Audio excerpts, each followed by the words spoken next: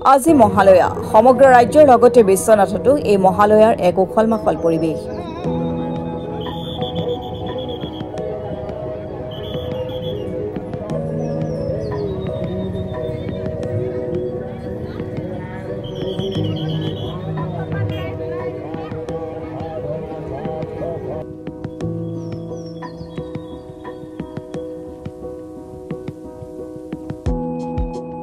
শাৰদী ৰাণীক আদৰিবলৈ সাজু হৈ পৰিছে বিশ্বনাথবাসীও।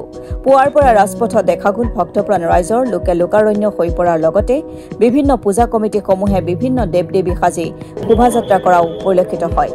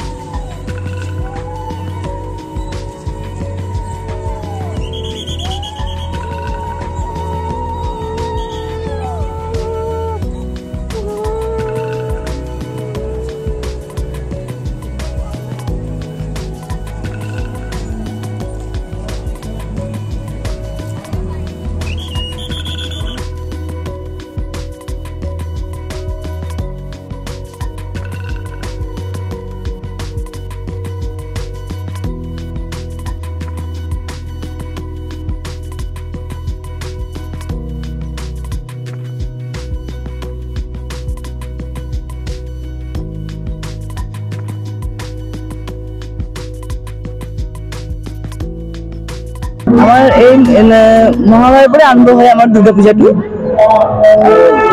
পূজালৈকে এইটো মানে পুরা নবরাত্রি বুলি কয় যে নবরাত্রি এইটো একেলগে হৈছে আমাৰ 9 দিন পুৰা দশমীলৈকে আৰু এইটো আমাৰ এটা সংস্কাৰ আৰু এইটো মানে দুৰ্গা পূজাটো আমাৰ কাৰণে বহুত ডাঙৰ উৎসৱ এটা। সেইটোত আমি সকলোৱে বিশেষকে আমিতো বেঙ্গলী মানুহ কৰোৱেই, সকলোৱে জাতি এইটো উপভোগ কৰে উৎসৱটো। আজি মহালয়াৰ এই শুভ দিনত মই আমাৰ শিৱাজী সংঘ বৌবজাৰৰ তৰফৰ পৰা সকলো বিশ্বনাথবাসী ৰাইজক আগন্তুক দুৰ্গা উৎসৱৰ অশেষ ধন্যবাদ জ্ঞাপন কৰিছোঁ। আজি আমি মহালয়াৰ এই শোভাযাত্ৰা ওলাইছোঁ। আমাৰ এই পিতৃপক্ষ শেষ হৈ আজি এই মাতৃপক্ষৰ শুভাৰম্ভণি আৰু দেৱী পক্ষ সোমাইছে। সেইকাৰণে আজি আমি প্ৰথম দিনা মহালয়াৰ আজি এই শোভাযাত্ৰাৰে আমাৰ এই পূজাৰ যি প্ৰথম কাৰ্যসূচী আমি আৰম্ভ কৰিছোঁ। আজি আমাৰ এই মহালয়াৰ কাৰ্যসূচীত আমি ইয়াত শোভাযাত্ৰাৰ পিছত আমি চণ্ডী পাঠৰ দ্বাৰা আমাৰ যি কাৰ্যসূচী এই কাৰ্যসূচী আৰম্ভণি কৰিম।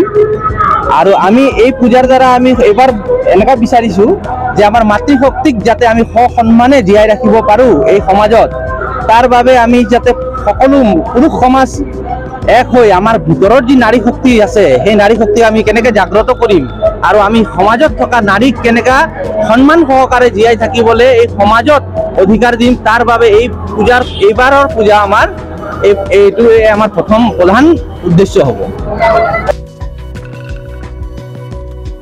বিশ্বনাথৰ পৰা সুৰঞ্জন গগৈ ৰিপৰ্ট অসম টুডে।